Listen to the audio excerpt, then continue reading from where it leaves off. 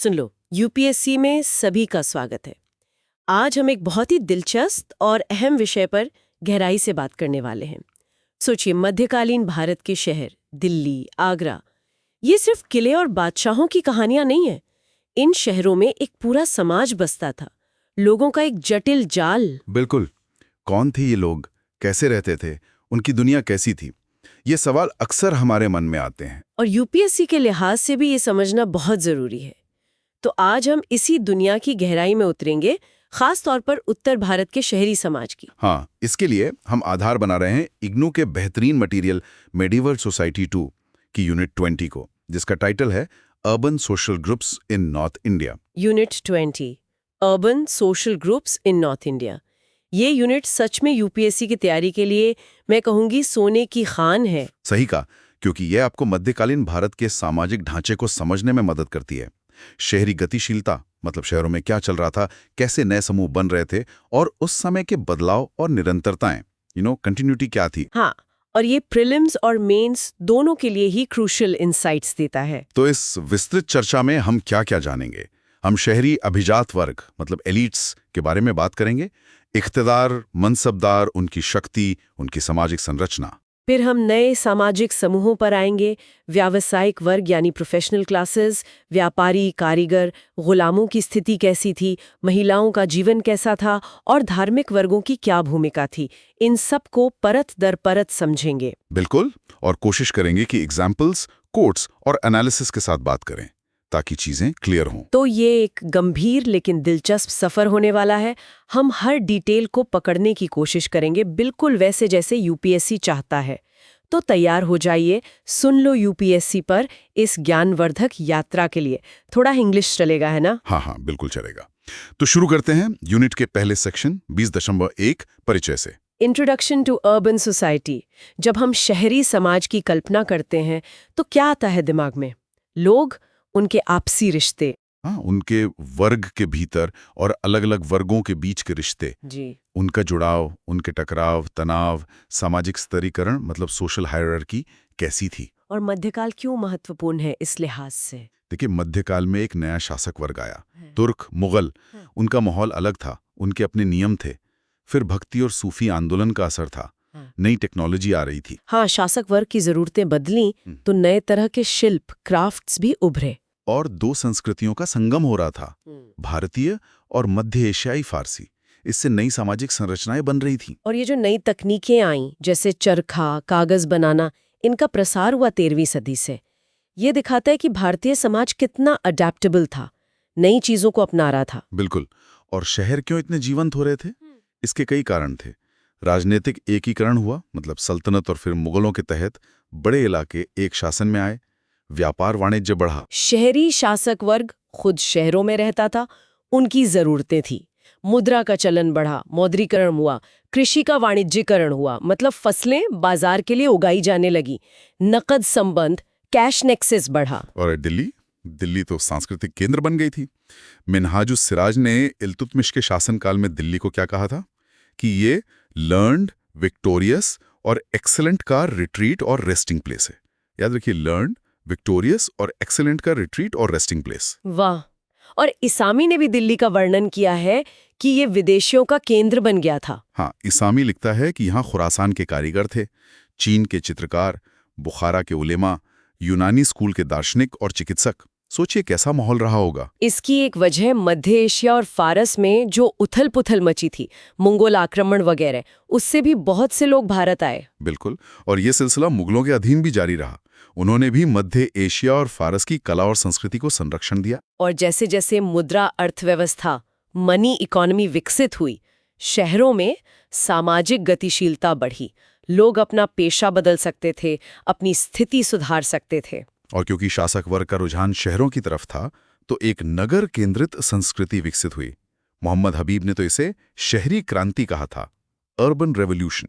ये टर्म जरूर याद रखें। अर्बन रेवोल्यूशन, मोहम्मद हबीब, ठीक है। तो ये तो हुआ परिचय।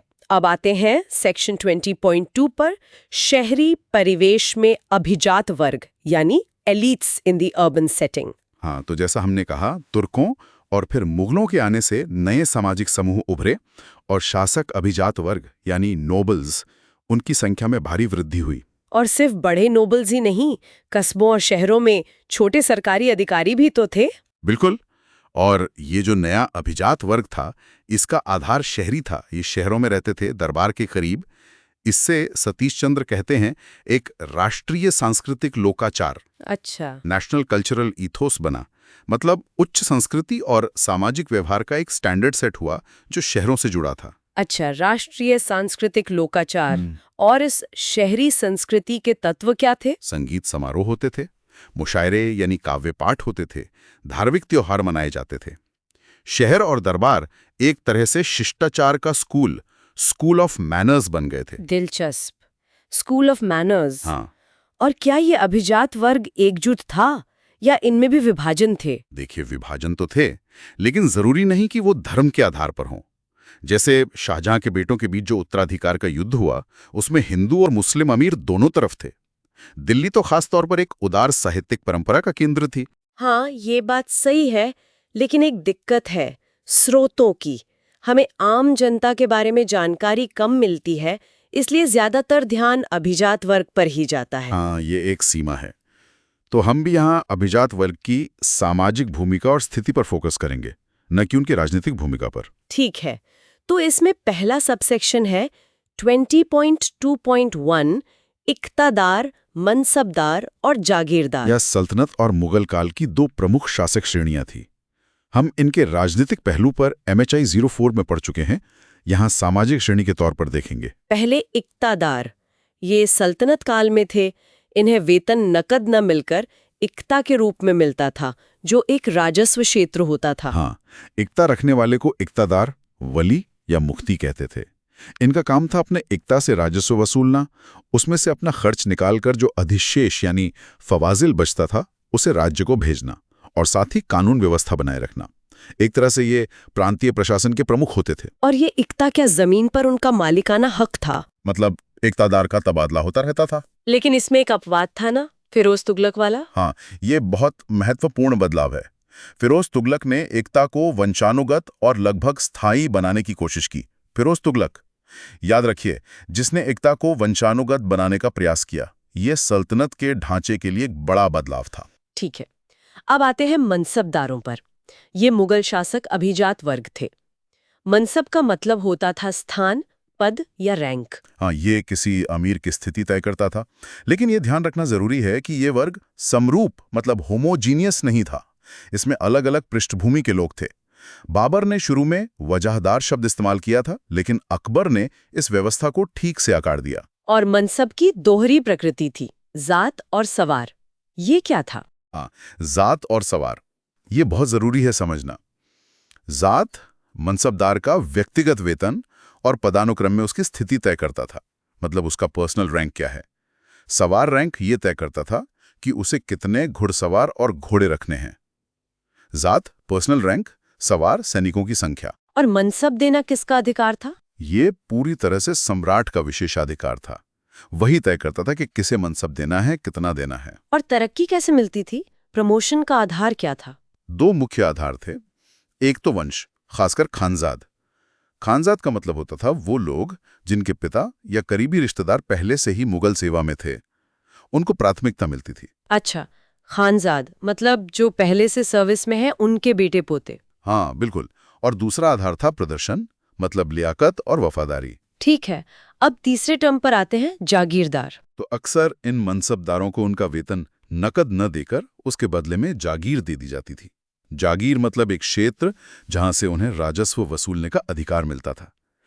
इस राजस्व को माल-ए-वाजिब कहते थे। तो जिन मनसबदारों को जागीर मिलती थी वो जागीरदार कहलाते थे। इन्हें तुयुलदार भी कहा जाता था। तो क्या ये जागीरें स्थायी होती थीं? नहीं, बिल्कुल नहीं। इक्ता की तरह ही जागीरें भी वंशानुगत नहीं थीं, स्थायी नहीं थी, अक्सर हस्तांतरित होती रहती थीं। और जागीरदार का उस जमीन पर कोई मालिकाना हक नहीं होता था। तो फिर वो राजस्व वसूलते कैसे थे? खुद जाते थे? नहीं, आमतौर पर जागीरदार अपने एजेंट नियुक्त करते थे, जिन्हें गुमाश्ता या आमिल कहा जाता था। वो जागीर में जाकर राजस्व वसूलते थे। और क्या शाही निगरानी होती थी कि ये एजेंट किसानों पर अत्याचार ना करें? सैद्धांतिक रूप से तो हाँ।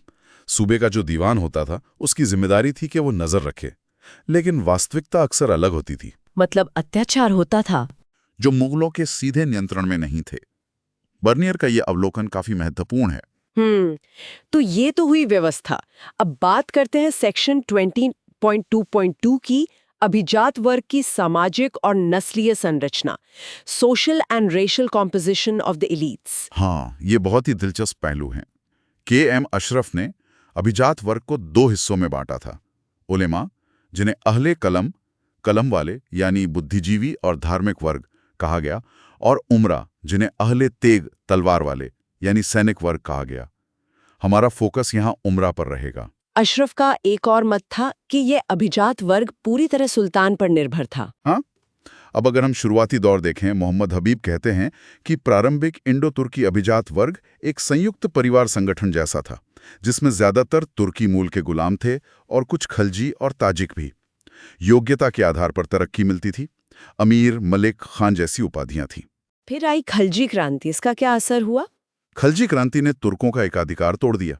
अब जाति, जन्म या पंथ के भेद के बिना योग्यता के आधार पर अवसर मिलने लगे। और तुगलकों के समय? मोहम्मद बिन तुगलक ने नस्लीय पक्षपात को हतोत्साहित किया। उसने विदेशियों, हिंदुओं, मंगोलों, खुरासानियों, अरबों सबको प्रोत्साहित किया। उसका मानदंड वफादारी था, नस्ल नहीं। लेकिन फिर फिरोज तुगलक के समय फिर बदलाव आया। हाँ, जैसा हमने एकता के मामले में देखा, फिरोज के अधीन वंशानुगत उत्तराधिकार फिर से एक प्रमुख विशेषता बन गया। अब मुगल अभिजात वर्ग की बात करते हैं। इसमें तो बहुत सारे विदेशी मूल के लोग थे। बिल्कुल।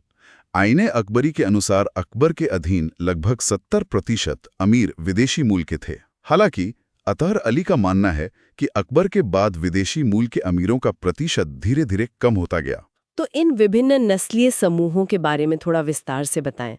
जैसे तुर्क। शुरुआती तुर्क, जिन्हें इलबारी तुर्क भी कहते हैं, उनमें ज्यादातर गुलाम थे, जैसे शमसी मलिक, और मशहूर तुर्कान-ए-चिहलगानी यानी 40 का समूह। तुर्कान-ए-चिहलगानी या 40 का समूह इल्तुतमिश के वफादार गुलामों का गुट था, जो बहुत शक्तिशाली हो गया था। इसमें ताजिक भी थे, जो स्वतंत्र जन्म के थे। हाँ, और तुर्क खुद को भारतीय मुसलमानों से उच्च कुल का मानते थे। जियाउद्दीन बर्नी ने इस सोच का पूरा समर्थन किया। उसने निम्न जन्म के लोगों को ऊंचे पद देने की बड़ी आलोचना की है। बर्नी का वो मशहूर किस्सा है ना, जब अलाउद्दीन खिलजी ने मलिक उत-तुज्जार, जो व्यापारियों का प्रमुख था, को मुख्य काजी बना दिया, या मोहम्मद तुगलक ने पीरा माली, जो एक माली था, को दीवाने विजारत का ओहदा सौंप दिया। तो बर्नी ने कैसे मातम मनाया था। हाँ, ये उदाहरण बर्नी के पूर्वाग्रह को साफ दिखाते हैं। वो बलबन की तारीफ करता था कि उसने सिर्फ कुलीन जन्म वालों को नियुक्त किया। खैर, मुगलों के समय में भी तुर्क थे, जिन्हें तुरानी कहा जाता था। ये मध्य एशिया के तुर्की भाषी लोग थे। बाबर खुद तुर्की वंश का था। बाबर और हुमायूं के समय तो ये तुरानी काफी प्रभावी थे। हाँ, लेकिन बाद में खासकर मिर्जाओं के विद्रोह 1581 के बाद उनका प्रभाव कुछ कम हुआ। और दिलचस्प बात यह है कि तुरानियों को ईरानियों की तुलना में थोड़ा असंस्कृत माना जाता था। अच्छा, अब ईरानियों की बात करें। इन्हें खुरासानी या इराकी भी कहते थे। मोहम्मद तुगलक इन्हें सल्तनत में लाया था। उन्हें आइज़ा यानी प्रियजन कहता था। दक्कन में जो सदा अमीर थे, उनमें भी ईरानी थे। मुगल काल में ये हुमायूं के साथ आए, जब वो फारस से लौटा। कहते हैं उसके 57 अमीरों में 21 ईरानी थे। और जहांगीर के समय से तो इन्हें खास कृपा मिली। हाँ, जहांगीर के शासनकाल से लेकर पूरे मुगल काल में ईरानी अभिजात वर्ग प्रमुख बने रहे। अगला समूह अफगान। ये उत्तर पश्चिम सीमांत के कबीले थे। सुल्तान महमूद गजनवी के समय इन्होंने इस्लाम कबूल किया था। शुरू में इन्हें थोड़ा क्रूर, गंवार, असंस्कृत माना जाता था। मिन्हाज और अमीर खुसरो ने ऐसा लिखा है। लेकिन फिर ये सल्तनत की सेवा में आए हैं। हाँ, 13वीं सदी के मध्य से सैनिक के रूप में भर्ती होने लगे। बलबन ने उन्हें दिल्ली के आसपास थानों में नियुक्त किया। 14वीं सदी तक ये अभिजात वर्ग में जगह बनाने लगे। मोहम्मद तुगलक के अधीन इन्हें खास प्रमुखता मिली। 15वीं सदी में तो इनका और उभार हुआ। हाँ, मलिक खुर्रम नुहानी ने जालोर में पहला स्वतंत्र अफगान राज्य स्थापित किया। और फिर सैयद, लोदी और सूर वंशों के दौरान तो अफगानों का चरमोत्कर्ष था। लेकिन मुगलों का रवैया इनके प्रति शंका का था। हाँ, मुगल इन पर आसानी से भरोसा नहीं करते थे। जहांगीर के समय में स्थिति कुछ सुधरी, खासकर खाने जहां लोदी के जरिए। लेकिन जब खाने जहां लोदी ने विद्रोह कर दिया, तो फिर से अविश्वास बढ़ गया। बाद में औरंगजेब के अंतिम वर्षों में इनकी वापसी हुई, जब बीजापुर से कई अफगान अमीर मुगल सेवा में आए। ठीक है, अब बात करते हैं भारतीय मुसलमानों की, जिन्हें शेखजादे भी कहा जाता था। ये नासिरुद्दीन महमूद के शासनकाल से ही प्रमुख होने लगे थे। याद है इमादुद्दीन रईहान का बलबन के साथ संघर्ष? वो भारतीय मुसलमान था। इनमें कंबो एक प्रमुख समूह थे। कंबो, इनके बारे में बताएं। ये मूल रूप से पंजाब के हिंदू किसान थे जो शेख बहाउद्दीन जकारिया सोहरावर्दी संत के प्रभाव में मुसलमान बने थे। 15वीं सदी तक ये प्रमुख उलेमा और मशाइख सूफी बन गए। शेख समाउद्दीन कंबो तो लोदी वंश के संरक्षक संत माने जाते थे। शेख जमाली एक मशहूर कवि थे सिकंदर लोदी के दरबार में। इमाद उल मुल्क कंबो शेर शाह के अधीन अमीर आरिज सेना मंत्री थे। और सैयद बारहा? ये मुगलों के अधीन बहुत प्रमुख रहे, खासकर अपनी बहादुरी के लिए जाने जाते थे। लेकिन औरंगजेब के समय उन्हें थोड़ी नाराजगी झेलनी पड़ी क्योंकि उन्होंने दारा शिकोह का साथ दिया था। और कश्मीरी? ये औरंगजेब के अंतिम वर्षों में प्रमुख हुए। इनायतुल्लाह कश्मीरी उसका एक पसंदीदा अमीर था। इनायतुल्लाह कश्मीरी का नाम याद रखें। ये तो हुए मुस्लिम समूह। क्या हिंदू भी अभिजात वर्ग में शामिल थे? बिल्कुल, सल्तनत काल से ही अलाउद्दीन खिलजी ने देवगिरी के राय रामदेव को राय रायन की उपाधि दी थी। मलिक नाइक नाम का एक हिंदू सेनापति समाणा और सुनाम का मुख्ता गवर्नर था। मोहम्मद बिन तुगलक के समय का भी एक उदाहरण है। हाँ, रतन नाम का एक गणितज्ञ था जिसे सुल्तान ने अजीम उस सिंध की उपाधि देके सिंध का गवर्नर बनाया था। रतन, जिसे अजीम उस सिंध की उपाधि मिली। फिर मराठा? मराठे 17वीं शताब्दी में प्रमुख हुए। दक्कन के मामलों में उनकी भूमिका बहुत महत्वपूर्ण थी। शाहजहां के शासनकाल से वो मुगल अभिजात वर्ग में शामिल होने लगे थे और औरंगजेब के समय तो उनकी संख्या काफी बढ़ गई थी। और राजपूत? राजपूत तो मुगलों के अधीन सबसे प्रमुख सामाजिक समूहों में से एक थे, खासकर अकबर के समय से, जब उसने उनके साथ सौहार्दपूर्ण संबंध स्थापित किए। 17वीं सदी में भी उनकी प्रमुखता बनी रही। औरंगजेब के दो सबसे बड़े सेनापति और अमीर कौन थे? मिर्जा राजा जयसिंह और महाराजा जसवंत सिंह, दोनों राजपूत। मिर्जा राजा जयसिंह और महाराजा जसवंत सिंह। इनके अलावा भी कुछ समूह थे। हाँ, मंगोल भी थे जिन्हें अलाउद्दीन और मोहम्मद तुगलक ने बसाया था। उन्हें अमीराने तुमान और अमीराने हजारा कहा जाता था। हबशी यानी अफ्रीकी मूल के लोग भी थे, जैसे जमालुद्दीन याकूत, जो रजिया सुल्तान के समय अमीर आखुर यानी शाही अस्तबल का प्रमुख था।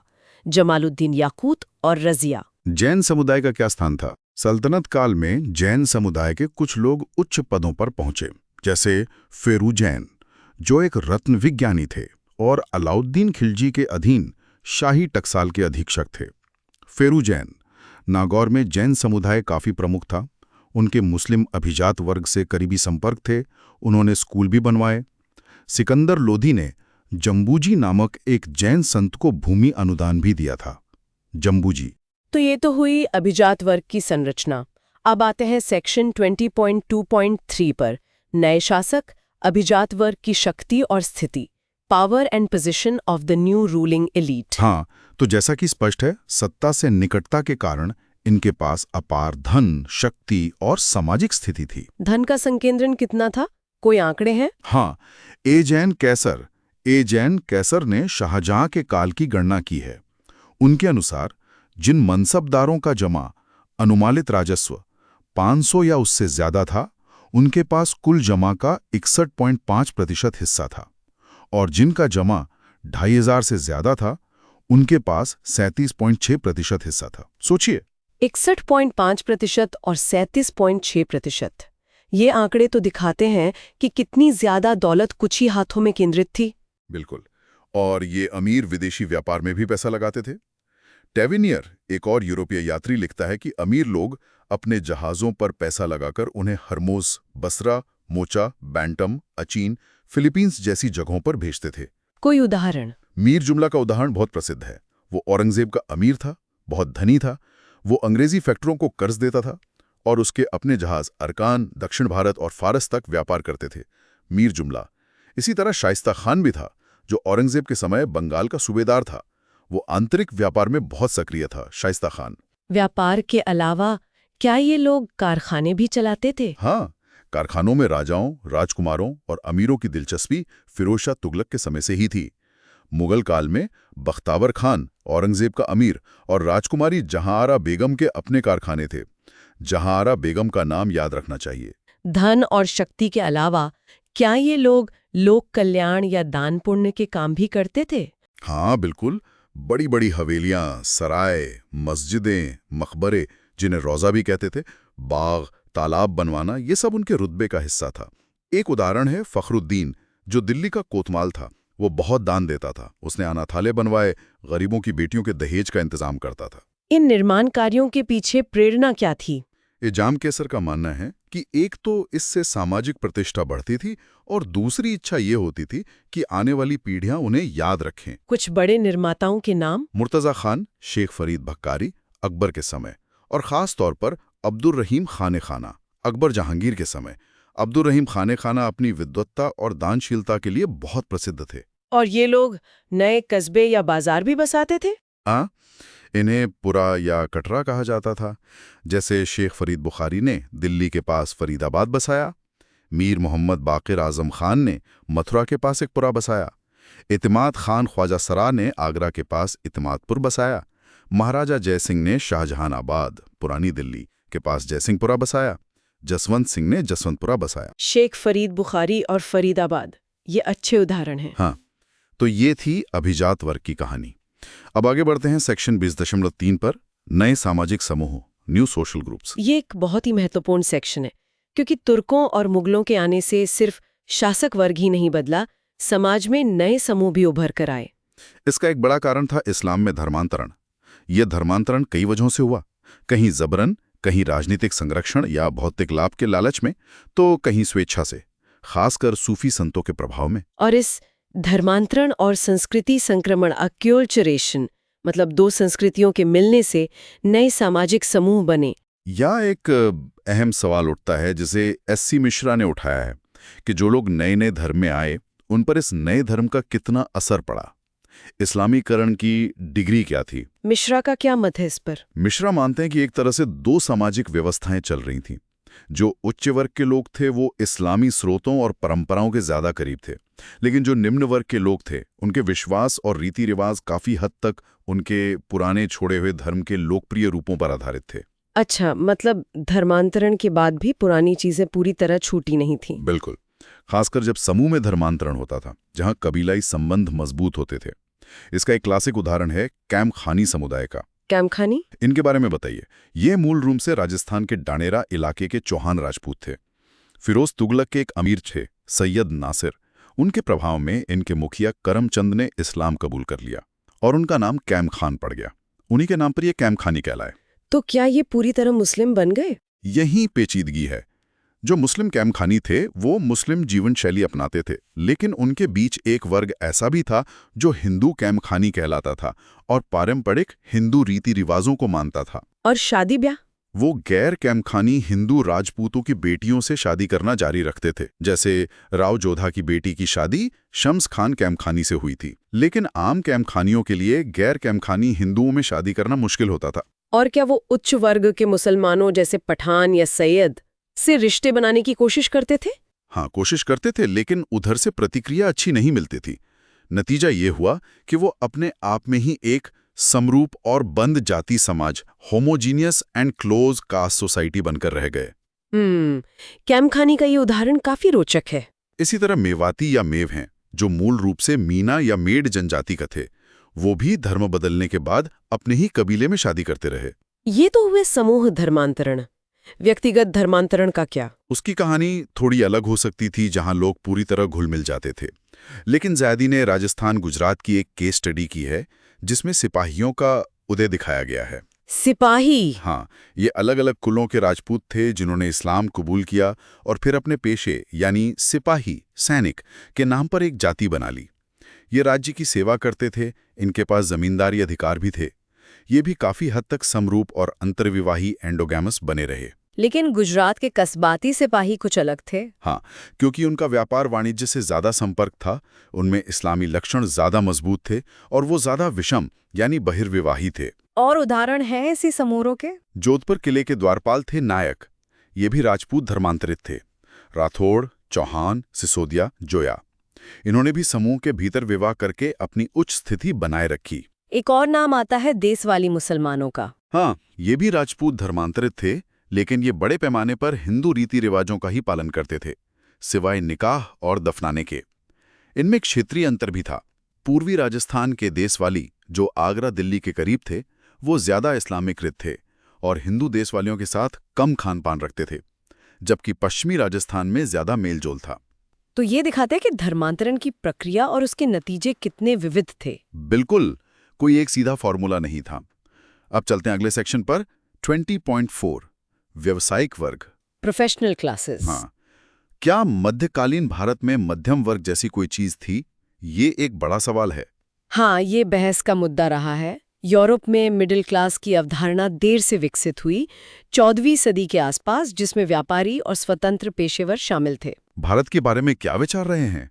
बर्नियर ने तो साफ मना कर दिया था। हाँ, बर्नियर ने कहा था कि भारत में या तो अमीर हैं या गरीब, कोई मध्यम वर्ग नहीं है। मार्क्स और वेबर ने भी यहाँ आद्य पूंजीपतियों या मध्यम वर्ग के अस्तित्व से इनकार किया। लेकिन बाद के इतिहासकारों ने कुछ अलग कहा। हाँ, W.H. मोरलैंड ने एक छोटे शिक्षित मध्यम वर्ग की बात की जो दरबार या राज्यपालों पर निर्भर था। फिर C.W. स्मिथ ने 1944 के एक लेख में व्यापारियों, बैंकरों और पेशेवरों को मान्यता दी। और इक़्तिदार आलम खान? इक़्तिदार आलम खान ने 1976 के अपने लेख में काफी जोर देकर कहा कि मुगल काल में एक मध्यम वर्ग मौजूद था।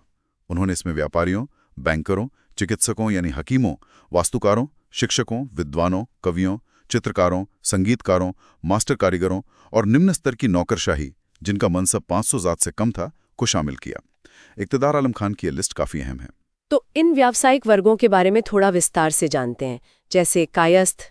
कायस्थ तो प्रारंभिक मध्यकाल से ही लेखकों के रूप में प्रमुख थे। मध्यकाल तक आते आते कुशल लेखक और राजस्व रिकॉर्ड रखने वालों के रूप में उनका दबदबा कायम हो गया। मुगलों ने उन्हें बड़ी संख्या में नौकरियों पर रखा। और खत्री पंजाब और दिल्ली क्षेत्र में 14वीं सदी से प्रमुख हुए। ये लेखांकन और अंक गणित में माहिर माने जाते थे और राजस्व विभाग में इनकी अच्छी पकड़ थी। मलिक शाह, जीवन, रायदास खत्री जैसे नाम गुजरात सल्तनत में अमीर के पद तक पहुंचे। सैयदों के अधीन भी इन्हें उच्च पद मिले। बाबर ने भी कुछ कहा था इनके बारे में। हाँ, बाबर ने अपनी आत्मकथा में लिखा है, हिंदुस्तान का पूरा राजस्व विभाग हिंदुओं के नियंत्रण में है, जिसमें शायद कायस्थ और खत्री दोनों शामिल रहे होंगे। 17वीं सदी तक खत्री पंजाब के सबसे प्रमुख व्यापारी समूह बन गए थे, साथ ही छोटे सरकारी अधिकारी भी थे। अब बात करते हैं चिकित्सा पेशेवरों की, हकीमों की। इन्हें राज्य द्वारा भी नौकरी पर रखा जाता था। मसाले कुल अफसार नाम की एक किताब बताती है कि मोहम्मद तुगलक के समय दिल्ली में 20 अस्पताल थे। शिहाबुद्दीन अहमद अब्बास का कहना है कि दरबार में 1200 चिकित्सक थे। 1200? ये तो बहुत बड़ी संख्या है। क्या इन्हें मनसब भी मिलते थे? हाँ, कई हकीमों को मनसब दिए जाते थे। जैसे हकीम मामीना चिराजी को जहांगीर के समय 1000 जात का मनसब और 20,000 रुपए का भत्ता मिलता था। हकीम दाऊद, जो पहले फारस के दरबारी चिकित्सक थे, उन्हें शाहजहां ने पहले 1500 जात, 200 सवार का मनसब और 20,000 रुपए नकद दिए और बाद में बढ़ाकर 4000 जात का मनसब कर दिया। हकीम दाऊद। हकीमुल मुल्क को भी 2000 का मनसब मिला था। ये तो दरबारी हकीम हुए। क्या ये अमीरों की सेवा भी करते थे? हाँ, बिल्कुल। और इनकी तनख्वाहें बहुत अलग अलग होती थी। रेजावी की गणना के अनुसार ये सालाना 3600 रुपए से लेकर 1 लाख रुपए तक हो सकती थी। और क्या ये आम जनता का इलाज भी करते थे? हाँ, ऐसी भी जानकारी मिलती है। पीर हस्सू तेली के तस्करे में जिक्र है कि लाहौर के बाजारों में हकीम अपनी सेवाएं देते थे। चिकित्सकों के अलावा ज्योतिषी और खगोज शास्त्री, इनका भी काफी चलन था, खासकर 17वीं सदी तक। इतालवी यात्री मनुची लिखता है कि अमीर घरानों में ज्योतिषी जरूर होते थे और बाजार इन लोगों से भरा पड़ा था। मनुची का यह अवलोकन ध्यान देने लायक है। और छोटे नौकरशाह जैसे क्लर्क, अकाउंटेंट? इक़्तिदार आलम खान का मानना है कि ये लोग, खासकर जो राजस्व प्रशासन में थे, असाधारण रूप से समृद्ध थे। इसका कोई उदाहरण? हाँ, वही पीर हस्सू तेली के तस्करे में जिक्र है कि ख्वाजा उदय सिंह नाम के एक छोटे अधिकारी ने लाहौर में एक दरगाह से जुड़ा कुआं बनवाया, जिसकी लागत 3000 रुपए आई थी। ख्वाजा उदय सिंह और 3000 रुपए की लागत। ये दिखाता है कि छोटे अधिकारियों के पास भी अच्छा पैसा होता था। तो ये थे प्रोफेशनल क्लासेस। अब सेक्शन 20.5 व्यापारिक समूह, ट्रेडिंग ग्रुप्स। व्यापारी और फेरी वाले तो मध्यकालीन शहरों में आम थे ही। खंबात का उदाहरण काफी दिलचस्प है। हाँ, 13045 में गुजरात सल्तनत में विलय के बाद खंबात अप्रवासी मुस्लिम व्यापारियों का एक बड़ा केंद्र बन गया। उनकी किले जैसी हवेलियां थीं, मस्जिदें थीं।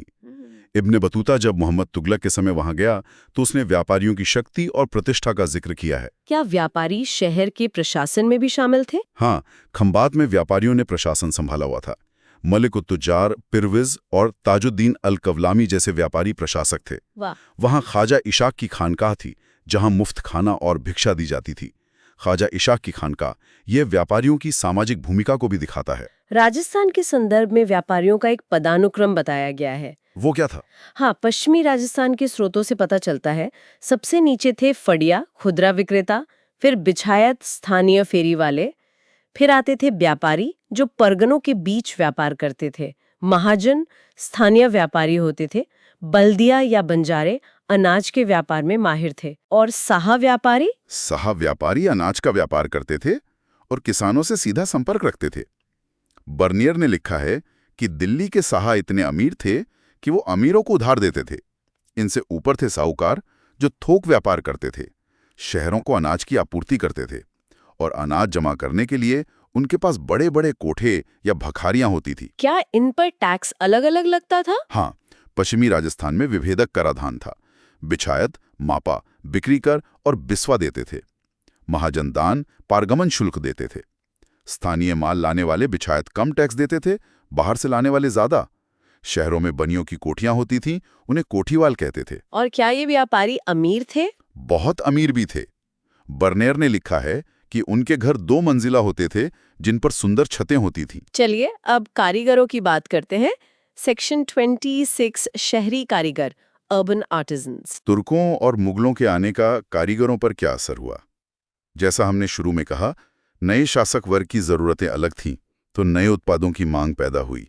इसके लिए नई तकनीकें और सेवाएं भी विकसित हुईं। यहीं पर मोहम्मद हबीब की शहरी क्रांति की अवधारणा फिर से आती है। हाँ, हबीब का तर्क था कि तुर्की विजय ने शहरी कारीगरों को एक तरह से मुक्त किया।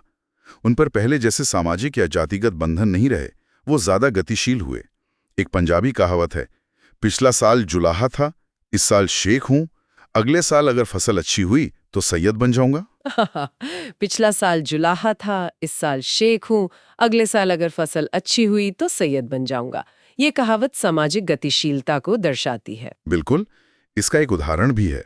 सुल्तान महमूद बेगड़ा, गुजरात का सुल्तान, ने बेलुलू नाम के एक बड़ई को, जो खुरासानी बाग बनाने में माहिर था, अमीर का दर्जा दिया और खिलते खास विशेष सम्मान की पोशाक दी। शहरीकरण बढ़ने से भी कारीगरों की संख्या बढ़ी होगी। हाँ, नए शहर बसे तो वहाँ कुशल कारीगरों की जरूरत पड़ी।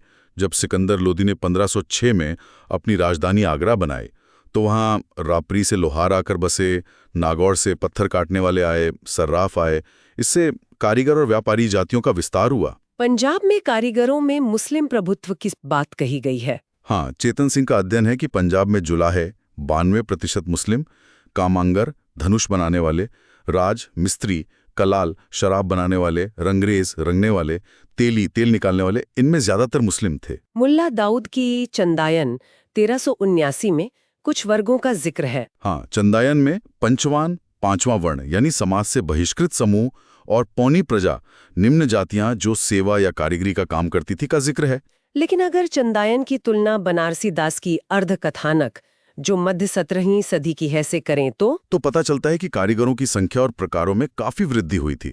अर्धकथानक में कई ऐसी जातियों का उल्लेख है जो चंदायन में नहीं मिलती। जैसे कौन कौन सी? जैसे रंगसाज, धुनिया, लखेरा, चितेरा, कुंदीगर, राज, सिसगर, ठठेरा, सकलीगर, कागदी, हवाईगर, बिंधेरा, कलाल, सिलावट, गिलकार। इनमें से कुछ नाम दोहराइए, जैसे कागदी, सिसगर, धुनिया। हाँ, कागदी कागज बनाने वाले, सिसगर कांच का काम करने वाले, धुनिया रुई धुनने वाले। ये दिखाता है कि नई तकनीकों के आने से नए नए पेशे और उनसे जुड़ी जातियां उभर रही थीं। तो पेशे के आधार पर नई जातियां बन रही थीं। हाँ, जैसे जुलाहा बुनकर, चिंपा छपाई करने वाले, पिंजरा रुई धुनने वाले, चुंगर मोती बनाने वाले, बागबान माली, चोबदार डंडा लेकर चलने वाले पहरेदार, सक्का पानी भरने वाले, कलईगर बर्तनों पर कलई करने वाले, गिलकार चूने का काम करने वाले। चरखे का आविष्कार तो बहुत बड़ा बदलाव लाया होगा। हाँ, चरखे ने वस्त्र उद्योग में क्रांति ला दी। इससे उत्पादन बढ़ा और शायद नए समूहों का उदय हुआ। खम्मार, शराब खींचने वाले भी प्रमुख हुए। हाँ, बर्नी ने खुमार या अर्की का जिक्र किया है। मोहम्मद तुगलक के समय अजीजुद्दीन खुमार नाम का एक अमीर था। कलाल भी तो शराब बनाने वाले थे। हाँ, कलाल भी शराब बनाने या आसवनी से जुड़े थे। इनमें से कुछ ने इस्लाम कबूल कर लिया, जैसे मोहम्मद तुगलक के समय अमरोहा का राजस्व संग्राहक अजीज खुमार। और एक बहुत बड़ा उदाहरण है गुजरात सल्तनत का संस्थापक जफर खान और उसका भाई शम्स खान दंदानी। ये सहारन नाम के कलाल के बेटे थे। सोचिए, जफर खान का मूल कलाल परिवार से था। ये तो वाकई बड़ी बात है। क्या कलाल समुदाय अमीर था? हाँ, इसके संकेत मिलते हैं। 1436 के एक शिलालेख में जिक्र है कि भोला महाराज खुमार ने एक बावड़ी बनवाई थी।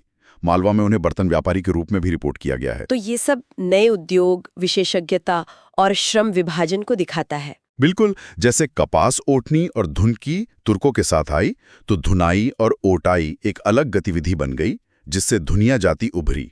बुनकरों में भी नई उपजातियां बनी। हाँ, पूर्वी भारत में जोला और सवका जैसी उपजातियां 12वीं-13वीं सदी से पहले ज्ञात नहीं थी, ऐसा मजूमदार का कहना है। रंगाई में विशेषज्ञता से रंगरेज जाति बनी। हाँ, और गन्ना उत्पादन में विशेषज्ञता से पूर्वी भारत में मोदक, गन्ने से गुड़ बनाने वाले, और स्यूली, खजूर से गुड़ बनाने वाले जैसी जातियां बनी।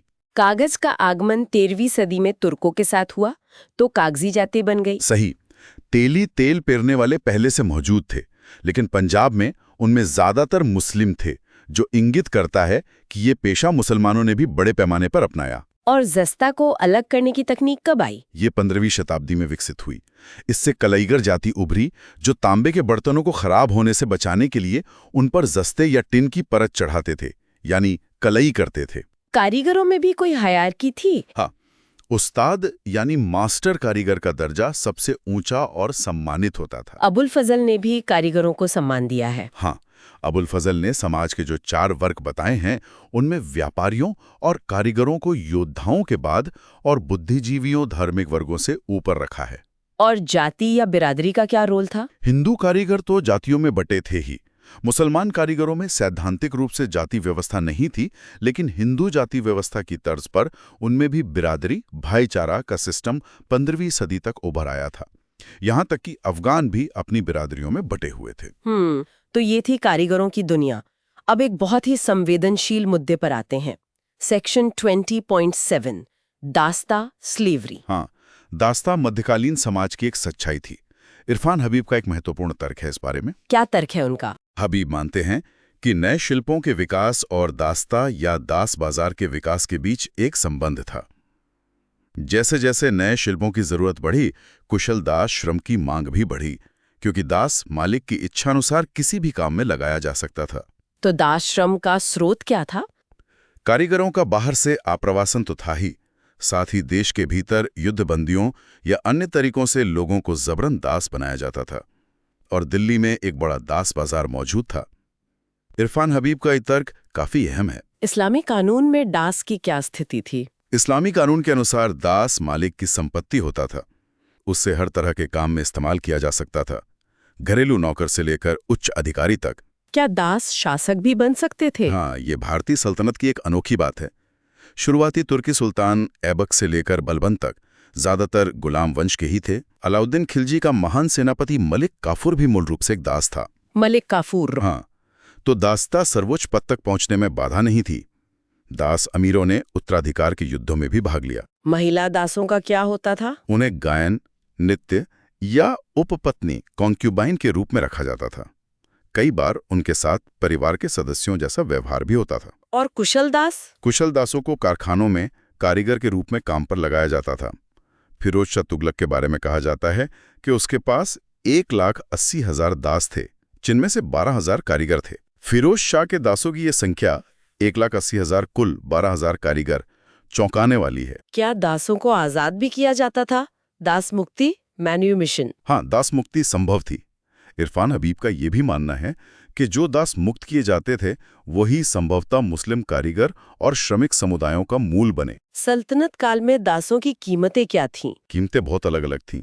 एक साधारण लड़की 8 से 15 टंके में मिल सकती थी, लेकिन अगर वो बहुत सुंदर या गुणी हो तो कीमत 20,000 टंके तक भी जा सकती थी।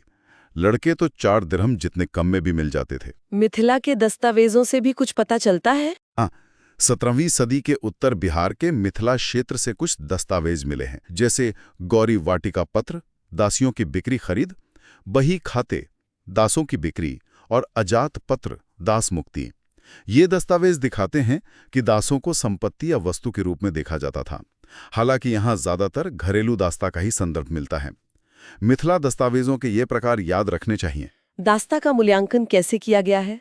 असित कुमार सेन ने 1956 में लिखा था कि दास्ता समाज पर एक बोझ थी। उनका मानना था कि हालांकि इन दासों के साथ 19वीं सदी के अफ्रीकी मूल के दासों से बेहतर व्यवहार होता था, फिर भी आर्थिक रूप से ये सस्ता श्रम थे, राजनैतिक रूप से अभिजात वर्ग की मदद करते थे और नैतिक रूप से ये अनुचित थे।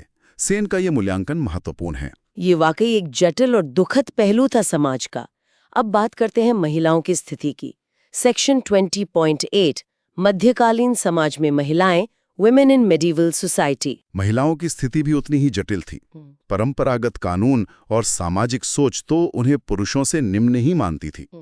समानता की अवधारणा तो मध्यकाल में अपरिचित ही थी। भक्ति कवियों के विचारों में ये कैसे झलकता है? अलग अलग कवियों के विचार अलग अलग लगते हैं। मुल्ला दाऊद चंदायन 1379 महिलाओं की स्वतंत्रता के खिलाफ थे। उन्हें नियंत्रण में रखने की बात करते थे। कबीर ने भी उन्हें अधीनस्थ माना, लेकिन पतिव्रता की सराहना की। जायसी, पद्मावत भी उस समय की सोच से सहमत लगते हैं कि भूमि और महिलाएं ताकत से ही नियंत्रित होती हैं। उन्होंने सती को भक्ति का रूप माना और महिलाओं के मतिहीन, मूर्ख होने के पूर्वाग्रह से भी सहमत दिखे। मीराबाई, उन्होंने तो खुद मानदंडों का उल्लंघन किया था। हाँ, मीरा एक विरोधाभास है। उन्होंने खुद सामाजिक बंधन तोड़े, लेकिन महिलाओं की पारंपरिक भूमिका पर सीधे सवाल नहीं उठाया। सूरदास का नजरिया कुछ अलग लगता है। कैसे? सूरदास ने स्वतंत्रता प्रेमी महिलाओं का चित्रण किया है, जो पारंपरिक बंधनों को अस्वीकार करती हैं। संभव है कि वो स्वतंत्रता के समर्थक रहे हों, क्योंकि वो ब्रज के अहिर समाज को दर्शा रहे थे, जहां महिलाएं कृषि और पशुपालन जैसे उत्पादन कार्यों में सक्रिय भागीदार थीं। और तुलसीदास शायद कुलीन शहरी महिलाओं का प्रतिनिधित्व करते हैं, जहां मर्यादा बहुत महत्वपूर्ण थी। उनके लेखन में महिलाएं एक तरह से वस्तु नजर आती हैं, और उनका वो प्रसिद्ध दोहा तो है ही, ढोल गवार शूद्र पशु नारी सकल ताड़ना के अधिकारी। तुलसीदास का ये उद्धरण अक्सर उद्धृत किया जाता है। इस्लामी कानून और परंपरा में क्या स्थिति थी? तुलनात्मक रूप से देखें तो इस्लामी कानून ने महिलाओं को कुछ ज्यादा अधिकार दिए थे, जैसे संपत्ति का अधिकार या तलाक का अधिकार। मध्य एशिया में तैमूरी और मंगोल परंपरा में महिलाएं ज्यादा सम्मानित थीं। वो दरबार में बैठती थीं, खाती पीती थीं। लेकिन 12वीं-13वीं सदी तक भारत आते आते मुस्लिम कानूनविद भी महिलाओं को बौद्धिक रूप से निम्न मानने लगे थे। सूफियों का रवैया कैसा था? सूफियों का रवैया कुछ हद तक ज्यादा उदार और कट्टरपंथ से परे था। उन्होंने महिलाओं को मुरीद, शिष्य के रूप में स्वीकार किया, उन्हें धार्मिक मार्गदर्शन के योग्य माना। कोई उदाहरण? शेख नसीरुद्दीन चिराग दहलवी चाहते थे कि उनके मरने के बाद उनके अवशेष उनके शिष्यों में बांटे जाएं, जिनमें एक महिला भी शामिल थी। शेख निजामुद्दीन औलिया ने निराश्रित विधवाओं के लिए भत्ता तय किया था, और शेख फरीदगंज ए शकर ने अपनी बेटी बीबी शरीफा की धर्मपरायणता की इतनी प्रशंसा की थी कि कहा, यदि अन्य महिलाएं उसकी तरह होतीं तो महिलाएं पुरुषों पर वरीयता पातीं। शेख फरीद का बीबी शरीफा के बारे में ये उद्धरण बहुत महत्वपूर्ण है। ये तो विचारों की बात हुई। सामाजिक प्रथाएं क्या थी? बाल विवाह आम था। चंदायन में चंदा का विवाह 4 साल की उम्र में हो गया था। अकबर ने कोशिश की थी कि लड़कों के लिए शादी की उम्र 16 और लड़कियों के लिए 14 साल तय की जाए, लेकिन इसका कितना असर हुआ कहना मुश्किल है। दहेज भी आम था, खासकर उच्च जातियों, अमीरों और अभिजात वर्ग में। बहुविवाह और तलाक? बहुविवाह भी आम था और स्वीकृत था। चंदायन में नायक लौरिक की 2 पत्नियां हैं। तलाक की अनुमति मुस्लिम कानून में थी और निम्न जाति के हिंदुओं में भी इसका प्रचलन था, लेकिन उच्च जाति, अमीर और अभिजात वर्ग में इसे अच्छा नहीं माना जाता था। पर्दा प्रथा? पर्दा पहले से मौजूद था, लेकिन तुर्कों और मुगलों के आने के बाद अभिजात वर्ग में ये और ज्यादा कठोर हो गया। विधवाओं की स्थिति कैसी थी? आमतौर पर अनिश्चित और दयनीय मानी जाती है। शोभा नाम की एक इतिहासकार का तर्क है कि शायद बहुत खराब व्यवहार ब्राह्मण परिवारों तक ही सीमित रहा हो, लेकिन आमतौर पर विधवाओं का जीवन मुश्किल था। क्या महिलाएं शिक्षित भी होती थी? हाँ, कुछ उदाहरण मिलते हैं। उस्मान की चित्रावली की मुख्य पात्र एक चित्रकार है जिसका अपना स्टूडियो है। मुगल काल में महिला हकीमों का भी जिक्र है, जैसे उम्दतुन्निसा और सत्ती कुंवर। इन नामों को याद रखिए, उम्दतुन्निसा, सत्ती कुंवर। और कुलीन महिलाओं का राजनीतिक प्रभाव? हाँ, ये भी एक पहलू है। सुल्तान रजिया तो शासक ही बनी, फिर अकबर के समय महम अनगा का प्रभाव था। नूरजहां का जहांगीर पर कितना असर था ये सब जानते हैं। शाहजहां की बेटी जहानारा बेगम का भी राजनीति में दखल था। बाद के मुगलों के समय में लाल कुंवर, जहांदार शाह, जोहरा, कोकीजी, फर्रुखसियर जैसी महिलाओं का जिक्र आता है। रजिया, नूरजहां, जहानारा ये बड़े नाम हैं। ये तो हुई कुलीन महिलाएं। किसान महिलाओं की क्या स्थिति थी? माना जाता है कि उन्हें अभिजात वर्ग की महिलाओं की तुलना में ज्यादा स्वतंत्रता प्राप्त थी। सूरदास के पदों में ब्रज की अहीर महिलाएं रासलीला में स्वतंत्र रूप से भाग लेती हैं। शोभा का तर्क है कि उनकी ये स्वतंत्रता उनकी सक्रिय आर्थिक भूमिका पर आधारित थी। वो दूध दूती थीं, दूध के उत्पाद बनाकर बेचती थीं। अब आते हैं सती प्रथा पर। ये एक बहुत ही भयावह पहलू है। हाँ, ये एक क्रूर प्रथा थी जो कमोबेश हर जगह प्रचलित थी। विदेशी यात्रियों के वृत्तांत इसके वर्णनों से भरे पड़े हैं। ये उच्च वर्ग में ज्यादा प्रचलित थी, लेकिन निम्न वर्ग में भी असामान्य नहीं थी। कोई भयावह उदाहरण? पुर्तगाली यात्री टेक्सीरा ने 1611 में लिखा कि मदुरै के नायक की मृत्यु पर उसकी 400 पत्नियां सती हो गईं। टेक्सीरा का ये वृत्तांत रोंगटे खड़े कर देता है। क्या इसमें कोई छूट मिलती थी, जैसे अगर महिला बूढ़ी हो या उसके छोटे बच्चे हों? इस पर बहस है। अल्बरोनी, ओडोरिक, कैरेरी जैसे यात्रियों ने लिखा है कि ऐसी महिलाओं को छूट थी, लेकिन डच यात्री पेल्सर्ट, जो 1626 के आसपास भारत में था, इसका खंडन करता है। उसने लिखा कि उसने छोटे बच्चों वाली महिलाओं और 10-12 साल की लड़कियों को भी बलि चढ़ते देखा है। पेल्सर्ट का यह अवलोकन बहुत महत्वपूर्ण है। ये होता कैसे था? तरीके क्या थे? अक्सर महिला को नशा दिया जाता था या उसे चिता के साथ लट्ठों से बांध दिया जाता था। उसके रोने की आवाज दबाने के लिए जोर जोर से शोर मचाया जाता था, ढोल बजाए जाते थे। ब्राह्मणों की क्या भूमिका होती थी? बर्निया ने उनकी भूमिका को निर्दयी कहा है। सुशील चौधरी जैसे इतिहासकारों का मानना है कि इसमें भौतिक लाभ भी शामिल हो सकता था, क्योंकि सती होने वाली महिला के गहने अक्सर ब्राह्मणों को मिल जाते थे। हालांकि इब्न बतूता ने लिखा है कि सती होने वाली महिला को अपने गहने दान करने का अधिकार था। अबुल फजल ने सती के क्या कारण बताए? अबुल फजल ने 4 मुख्य कारण बताए। पहला, पति के प्रति गहरा प्रेम। दूसरा, लोक निंदा का डर।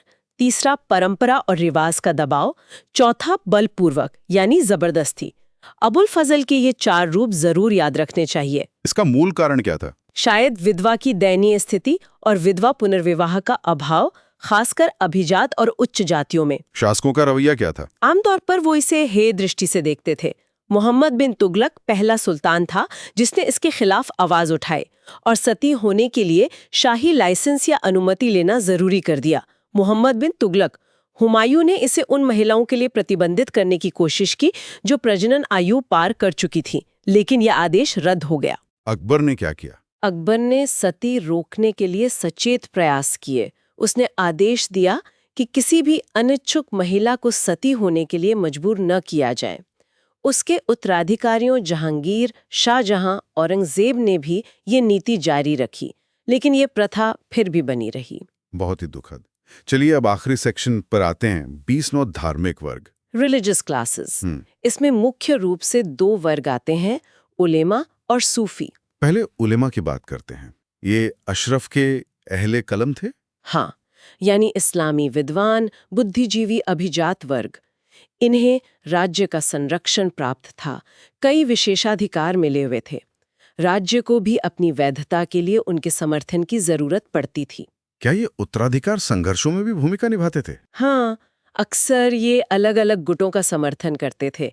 इनके अपने अनुयायी होते थे, जैसे अहमद खान सारंगखानी, जो सिकंदर लोदी के समय जौनपुर का गवर्नर था। वो शेख हुसैन नागौरी का शिष्य था। मालवा के सुल्तान गियासुद्दीन खलजी ने शेख हुसैन नागौरी को अपना खजाना भेंट कर दिया था, और शेख हुसैन के शिष्य जो जुलाहे और रंगरेज थे, वो दरवेश बन गए। इन्हें राजस्व अनुदान भी मिलते थे। हाँ, मदत इमाश या सुयूरघल नाम के राजस्व मुक्त भूमि अनुदान इन्हें मिलते थे। केंद्र में उलेमा की क्या भूमिका थी? वो धार्मिक मानकों को बनाए रखते थे, काजी के रूप में न्याय करते थे, खासकर दीवानी मामलों में। मदरसों के प्राचार्य होते थे, जैसे मिन्हाजुद्दीन सिराज नासिरिया मदरसे के प्रमुख थे। उनका प्राथमिक उद्देश्य धर्म का प्रसार करना और इस्लामी धार्मिक नैतिक व्यवस्था को बनाए रखना था। लेकिन क्या उनके और सुल्तानों के बीच हमेशा सब ठीक रहता था? नहीं, अक्सर टकराव भी होता था, क्योंकि सुल्तान का लक्ष्य राजनीतिक सफलता हासिल करना होता था, न कि केवल धार्मिक महिमा मंडन। खासकर जब देश में बहुसंख्यक आबादी गैर मुस्लिम हो, सुल्तानों को राजनीतिक रूप से व्यवहार कुशल होना पड़ता था। इसका वही उदाहरण? जैसे मोहम्मद बिन तुगलक ने योग्यता के आधार पर गैर मुस्लिमों को भी उच्च पदों पर नियुक्त किया, जिसकी बर्नी ने कड़ी निंदा की। फखरे मुदब्बिर ने इल्तुतमिश के लिए लिखी किताब अदबुल हर्ब व शुजात में अधिकारियों के कुलीन जन्म पर जोर दिया था। लेकिन मोहम्मद बिन तुगलक की नीतियां दिखाती हैं कि धर्म हमेशा पहली प्राथमिकता नहीं थी। सुल्तान और उलेमा के हित शायद ही कभी पूरी तरह मेल खाते थे। मोहम्मद बिन तुगलक बनाम बर्नी का यह संघर्ष इसका अच्छा उदाहरण है। अब सूफियों की बात करते हैं। सूफियों का समाज पर काफी गहरा प्रभाव था। इब्न बतूता लिखता है कि खंबात में शेख अली हैदरी कलंदर नाम के एक सूफी संत का जनता और व्यापारी बहुत सम्मान करते थे। क्या खानकाहें सामाजिक गतिशीलता में भी मदद करती थी? हाँ, ऐसा लगता है। शेख हमीदुद्दीन नागौरी का एक शिष्य, जो मूल रूप से एक सफाई कर्मी था, वो एक धर्मनिष्ठ सूफी बन गया था। शासकों का सूफियों के प्रति क्या रवैया था? क्या वो दरगाहों पर जाते थे? हाँ, दरगाहों की शाही यात्रा की एक परंपरा विकसित हुई। ये दिखाता था कि शासक सूफियों की आध्यात्मिक सत्ता को स्वीकार करते हैं। बाबर ने पानीपत की लड़ाई 1526 के बाद दिल्ली में निजामुद्दीन औलिया और कुतुबुद्दीन बख्तियार काकी की दरगाहों की जियारत की थी। मुगलों के अधीन तो ये एक नियमित विशेषता बन गई। अबुल फजल ने अकबर की इन यात्राओं के बारे में क्या लिखा है? अबुल फजल लिखता है कि अकबर पवित्र संतों के प्रभाव से अपने हृदय को मजबूत करने के लिए इन यात्राओं पर जाता था। इब्बा कोच ने इस पर एक महत्वपूर्ण बात कही है। क्या कहा उन्होंने? शेख सलीम चिश्ती की दरगाह भी बनवाई थी। हाँ, और वो नियमित रूप से अजमेर में मोइनुद्दीन चिश्ती की दरगाह पर भी जाते थे। तो ये भी धार्मिक वर्गों की भूमिका। अब हमने यूनिट 20 के सभी मुख्य सेक्शन कवर कर लिए हैं। वक्त है मुख्य निष्कर्षों का। हाँ, तो इस पूरी चर्चा का सार या की टेकअवेज क्या है? संक्षिप्त में कहें तो पहला, मध्यकालीन उत्तर भारत में शहरी समाज बहुत गतिशील था, जिसमें तुर्कों और मुगलों के आगमन से नए अभिजात वर्ग जैसे इक्तदार और मनसबदार और कई नए सामाजिक समूह उभरे। दूसरा, ये अभिजात वर्ग नस्लीय रूप से काफी विविध था, जिसमें तुर्क, ईरानी, अफगान, भारतीय मुसलमान और हिंदू जैसे राजपूत, मराठा शामिल थे। उनकी शक्ति, उनकी दौलत, व्यापार में भागीदारी और बड़ी जागीरों या मनसबों पर आधारित थी। उन्होंने सार्वजनिक कार्यों और कलाओं को भी संरक्षण दिया। तीसरा, मोहम्मद हबीब की शहरी क्रांति और नई तकनीकों जैसे चरखा, कागज के प्रसार ने नए व्यापारिक वर्गों जैसे कायस्थ, खत्री, हकीम और कारीगरों जैसे जुलाहे, रंगरेज, कागजी, धुनिया के विकास को बढ़ावा दिया। एक तरह के मध्यम वर्ग के उभरने के भी संकेत मिलते हैं। चौथा, इस्लाम में धर्मांतरण ने मिश्रित सामाजिक समूह जैसे कैमखानी, मेव, सिपाही बनाए, जिन्होंने अलग अलग स्तरों पर इस्लामीकरण को अपनाया, लेकिन साथ ही अपनी पुरानी परंपराओं को भी कुछ हद तक बनाए रखा। इससे एक बहुत ही जटिल सामाजिक तानाबाना बना। पांचवा, दास्ता समाज में व्यापक रूप से फैली हुई थी। दास घरेलू नौकरों से लेकर उच्च अधिकारियों और कुशल कारीगरों तक हर भूमिका में थे। इसने अर्थव्यवस्था और समाज में महत्वपूर्ण भूमिका निभाई, हालांकि ये नैतिक रूप से एक समस्याग्रस्त व्यवस्था थी। छठा, महिलाओं की स्थिति जटिल और विरोधाभासी थी। एक तरफ अभिजात वर्ग की कुछ महिलाओं का राजनीतिक प्रभाव था, तो दूसरी तरफ ज्यादातर महिलाएं पर्दा और अन्य सामाजिक प्रतिबंधों के अधीन थीं। सती प्रथा एक क्रूर वास्तविकता थी, खासकर उच्च वर्गों में। किसान महिलाओं को उनकी आर्थिक भूमिकाओं के कारण अपेक्षाकृत अधिक स्वतंत्रता प्राप्त थी। और सातवां, धार्मिक वर्ग यानी उलेमा और सूफी समाज में अत्यंत प्रभावशाली थे। उन्हें राज्य से संरक्षण मिलता था और उनका जनता पर महत्वपूर्ण प्रभाव था। हालांकि उलेमा और सुल्तान के हित हमेशा मेल नहीं खाते थे, जबकि सूफियों ने अक्सर शासकों और आम लोगों के बीच एक पुल का काम किया। बिल्कुल सही। मध्यकालीन समाज की इन सभी परतों को, इन जटिलताओं को समझना यूपीएससी की तैयारी के लिए बेहद जरूरी है। हाँ, ये सिर्फ कुछ तथ्य याद करना नहीं है, बल्कि उस दौर की सामाजिक गतिशीलता, बदलावों और निरंतरताओं को गहराई से समझना है। तो हमारी सलाह यही होगी कि इस गहन विश्लेषण, डिटेल्ड एनालिसिस को दोबारा सुनें। ये बारीकियां यूपीएससी प्रीलिम्स और मेंस दोनों के लिए अत्यंत महत्वपूर्ण हैं, खासकर मध्यकालीन भारतीय समाज, अर्थव्यवस्था और संस्कृति, medieval Indian society, economy and culture को समझने के लिए। हर सेक्शन, हर उदाहरण मायने रखता है। ये ज्ञान न केवल परीक्षा में बढ़त दिलाएगा, बल्कि भारत के जटिल और बहुस्तरीय अतीत, कॉम्प्लेक्स एंड लेयर्ड पास्ट की गहरी समझ विकसित करने में भी मदद करेगा। ये सिर्फ इतिहास नहीं, ये हमारी जड़ों को समझना है। तो अगर आपको ये विस्तृत चर्चा, डिटेल्ड डिस्कशन उपयोगी लगी तो सुन लो यूपीएससी यूट्यूब चैनल को लाइक करें, अपने उन दोस्तों के साथ शेयर करें जो तैयारी कर रहे हैं, और नीचे कमेंट में जरूर बताएं कि आपको इस चर्चा में सबसे महत्वपूर्ण बात क्या लगी। और हाँ, चैनल को सब्सक्राइब करना ना भूलें, ताकि आप भविष्य में आने वाले ऐसे किसी भी महत्वपूर्ण विश्लेषण को मिस ना करें। अपनी तैयारी पूरी लगन और मेहनत से जारी रखें। आप सफल हो सकते हैं। You can do it.